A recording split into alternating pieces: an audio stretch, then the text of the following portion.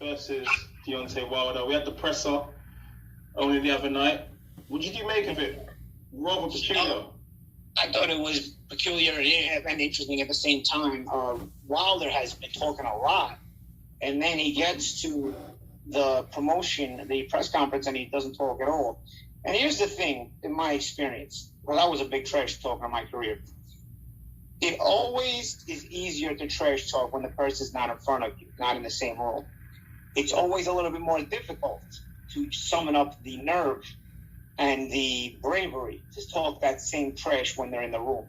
So I made it a principle basis of mine that if I was going to be a trash talker, I had to make sure I had a backbone and also did it in front of the person and not just when I did interviews when the person wasn't around me. Otherwise, I felt like I'm psychologically giving in to my opponent. You know, if I talk all this stuff, but then when I'm in the same room with him, I don't have the guts to say it when he can hear it face to face or in the same room with me. And although Deontay tried to play it like he was too cool for the media and too cool for everybody, I found it telling because you got run over your last fight. It ain't like you lost. You got run over like a train runs over a corpse, you know? So I felt like Deontay, I was looking forward to seeing what he had to say because he really had a lot to say in all this time. Whether you agree with him or not, personally I disagree, but nonetheless, if you have the guts to say that right in the presence of Fury, you know what? You double down on the fact that you believe in yourself. Those are the words of Paulie Malignaggi. And, of course, shout outs to Pep Talk UK, Pro Bees, for conducting the interview with Paulie. And I want to let you guys in on something. Paulie Malignaggi is exactly what he said he was. He talked more shit than George Bush and Jesse Jackson put together. That's a lot of shit talking. Okay? But you also heard him say that in the person's face. So he is a guy that is outspoken. He is like Wilder, or how Wilder was. Okay? And like he's also said, Wilder been talking a lot lately. He has since November. And whoever would listen, wherever he decided to, or whoever he chose to interview with, he told his side of the story on what happened that night. What happened with Tyson Fury. What happened in the first fight with Tyson Fury, because he believed it all. He believed the first fight. He believed the second fight. He made it known on his social media. This is what happened to me.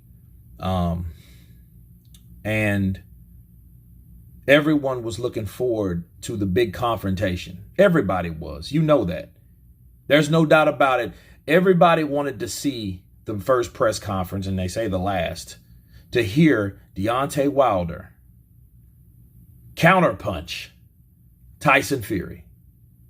I mean, give him an earful of what he needed to hear for the last 16 months. Not just what you heard from a person. No, what you're going to tell a person. And like Paulie said, I have to agree. I have to agree. See, when he didn't say anything, people doubted what was up with him. And I didn't want to kick Wilder like that because, I mean, I don't know if he hasn't said anything. How do you know what's going on with him mentally? You know, and that was the first thought came to my mind, like, how do they know? How does Lance Pugmire know? How do these people know? How do these so-called experts know what's going on with Wilder? You haven't evaluated him. You're not his doctor, right? Until he did. Now, when he came out with it like November or whatever, and he said a lot of revealing things about Tyson Fury and about what happened and how what he felt happened. And he talked that way. And he talked that way. And he talked that way for a very long time. Now, yet the conference happens. He gets quiet. He gets quiet. He puts his shades on. He puts his earbuds in. He puts his Beats by Dre in. And he tunes everything out. Now, like Paulie said, it was like a tough man act. Okay, and then I'm going to explain why it was just an act. It's because when you go talking all that shit and then you see that person, you have nothing to say to that person that's pertaining to all the shit that you talked about that person. That shows that, like, maybe you went right back to where you was before when you got beat. because now that guy is in your face again. Now maybe you felt the same way. He said maybe he said the poem or whatever, it's time for blood, off with his head, I want it in blood, he said the I don't remember the poem, but that's all he had to say. And even in the poem, he could have at least said something that was pertaining to, like, we know what you did, Tyson. Something, you know what I mean? Something that insinuated, implied that, hey, I think you a fucking cheat. You were saying that shit. And when I saw it, I'm like, yo, that's chicken shit, because you could have said that to this man. You should have said that to this man. And it lets me know, like, well, like Paulie's saying, psychologically, it does make you think, like, what, does he have mind control over you? What is this, fucking Friday? When he tell me to shut up, I shut up. I be talking. But then he leave, I got mind control. He like, shut the fuck up. But then he leave, I'll be talking again. That's what it sounded like. That's exactly what it sounded like. It sounded like someone that talked a bunch of shit. Then when that person got around, he didn't say nothing. How many times? Come on. How many times? Anybody that's listening to this video, when you heard someone talking shit about someone and they come around, they shut the fuck up. What do you think about that person at that point? These are fighters, man. These motherfuckers earn their living with this here. Coming from an outspoken person like Deontay Wilder. Now, I would like to give Wilder the benefit of the doubt, because Stavern was talking a lot of shit in that second fight, and he knocked Stavern out in that first. He made him pay for every word. Now, hopefully, that's what he's doing. But it still does not erase the shit you talked about that man. See, he wasn't talking shit about Bermain Stavern and then got in front of Stavern and stopped talking. He didn't give a shit about Bermain Stavern anyway. Stavern was the guy that kept talking shit. He initiated it. No, you said all this about this guy. And you said nothing when he got in your face. You got to be able to back up your words. You got to be able to, hey, speak it, believe it, receive it.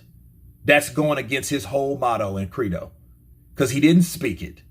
So if you didn't speak it, do you really fucking believe it? Did you really fucking receive it? That's what I'm asking, because at the end of the day, I was expecting Wilder. And then I would have had so much respect for Wilder if Wilder would have came to Tyson Fury and he would have got in his face and started, yo, you would cheat. I know you cheated me. That's how you supposed to run it, and I'm going to make you pay for it. And it really, it was this. It was this.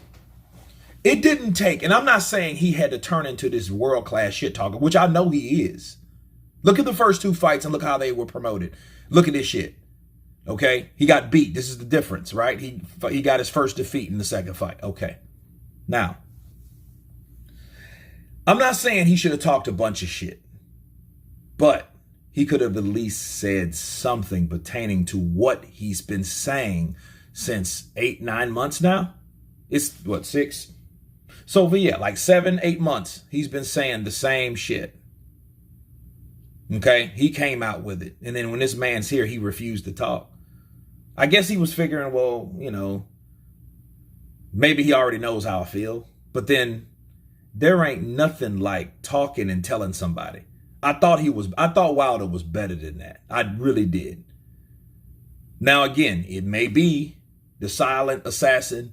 He just waiting to knock him out or whatever, maybe. But I don't know. I just didn't like that.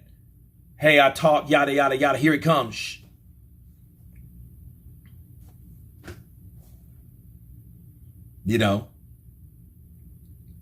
But then the face-off was 6 fucking minutes.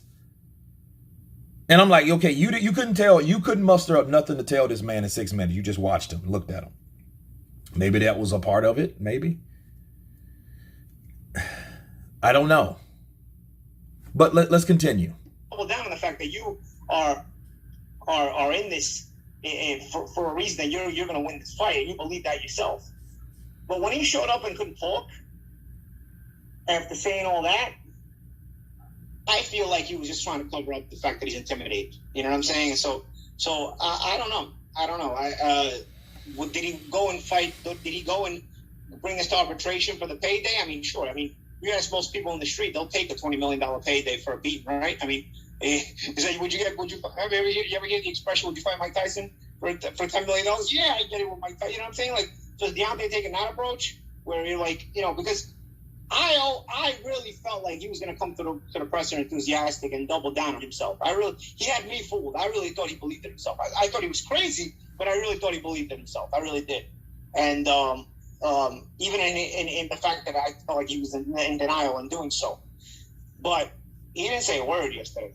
He was quiet as a mouse yesterday. And that, for me, was very, very telling, because you had to face the guy that ran you over last time. Literally ran you over. I mean, so there you go. Now, that's just Paulie's opinion, but I do think maybe that the presence of Tyson Fury bothered him. Maybe that's why he looked at him so long and he couldn't say anything, or he didn't really want to. You know, maybe his words weren't the way they're supposed to be. And if you look at how he was talking, it was kind of like he had an underbite or some shit. Like, what was up with him? You know, maybe I know that was something he recited, but at the end of the day, you didn't have nothing genuine to tell this man that, you know, and Wilder is a guy that is promoting the fight, and he was good at promoting the fights. Now, I know in the Ellie Setback interview, he did say that let him promote it. But then I'm like, that didn't have anything to do with promotion. See, him saying, well, I don't think he can promote the fight himself. That has nothing to do with the bullshit that you told him. And I call it bullshit really now because it's like you couldn't have told this man, yo, I think you're a cheater. That is the most important thing. And see, understand, if a person cheated you, that's more and way more important than getting back in the ring with somebody that you blame the Nevada Athletic State Commission. You blamed every fucking body. And like I told everyone that would listen, if Deontay Wilder was cheated that badly by people that on high, that much, like I told Blue Blood Sports TV when we spoke about it, that means he has no chance in hell but to win by knockout. That's it. And if it goes any other way, and that means they can, if they helped him cheat then, they'll help him cheat now. So what's going to guarantee a fair fight for this man? You know, and if that's the case, why would you even want to go back in there if you can't prove what you're saying? But then again, he didn't mention anything about it, which I thought that was very, very strange. But anyway, you guys tell me what you think of Paulie Malignaggi's statements towards Deontay Wilder being silent on the other side of Tyson Fury. Tell me what you think. Please subscribe. And you guys been Counterpunch. Peace.